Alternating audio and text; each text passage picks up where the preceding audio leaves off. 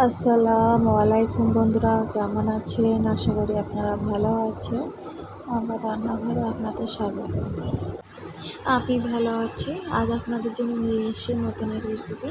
এখানে আমি 3 পিস ডিম নিয়েছি, 2 পিস টমেটো কেটে নিয়েছি, ঝাল, পেঁয়াজ, রসুন, আদা নিয়েছি। দেখে থাকুন, আশা করি আপনাদের ভালো লাগবে। এই রেসিপিটা এরপর বানালে বারবার বানানোর জন্য বাড়ি থেকে বলে থাকবে। আমি এখানে কড়া বসিয়ে দিয়েছি, তেল দিয়েছি, দিয়ে আমি পেঁয়াজ ঝালগুলো দিয়ে দিয়েছি, দিয়ে ভাজা করে নেব বন্ধুরা। তেল ঝালটা ভালোভাবে ভাজা করে নেব।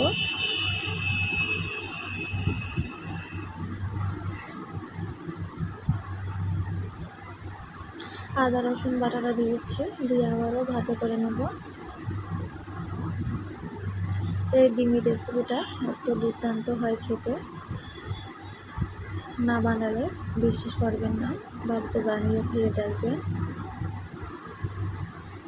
এখানে আমি মশলাটা কষানোর জন্য একটু সামান্য পানি দিয়েছি, দিয়ে টমেটোগুলো দিয়ে দেবো, দিয়ে ভালোভাবে মশলা টমেটো কষিয়ে নেব।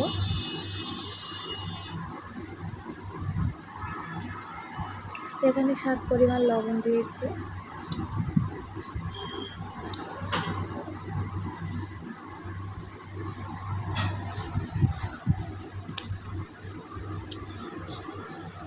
পরিমাণ মতন ঝালের গুঁড়ো দিয়েছি, হলুদের গুঁড়ো দিয়েছি, দিয়ে আবারও নাড়াচাড়া করে নেব। মশলাটা কষিয়ে নেব ভালোভাবে।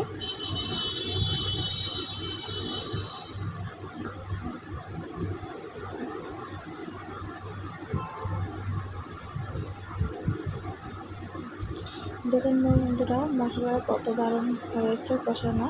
আপনারা তেল না ছাড়া পর্যন্ত কষিয়ে যাবেন। আমার মশলা থেকে তেল ছেড়ে দিয়েছে, আমার কষানো হয়ে গিয়েছে সম্পূর্ণ।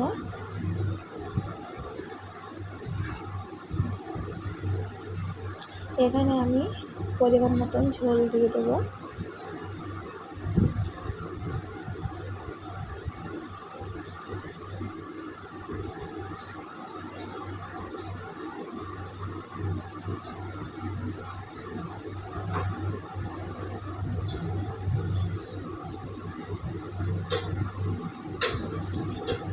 আমি ডিমগুলো দিয়ে দেবো ঠিক এইভাবে।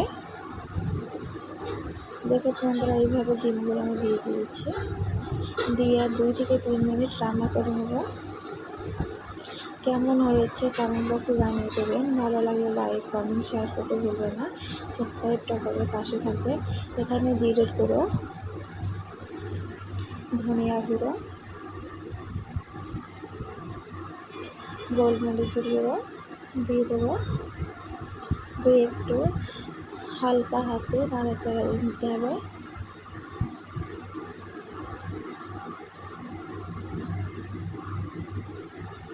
এখানে মিট মশলা,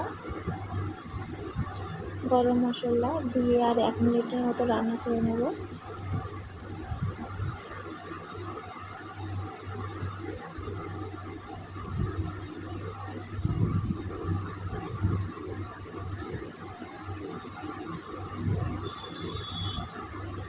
এই ডিমের রেসিপিটা বাড়িতে একবার হলেও বানাবেন। আমার হয়ে গিয়েছে রান্না। কেমন হয়েছে কমেন্ট বক্সে জানিয়ে দেবেন। ভালো লাগলে লাইক, কমেন্ট, শেয়ার করতে ভুলবেন না। সাবস্ক্রাইবটা করে পাশে থাকবে। আজকের মতন বিদায় নেব। আবারও কোনো নতুন রেসিপি নিয়ে আপনাদের সাথে হাজির হব।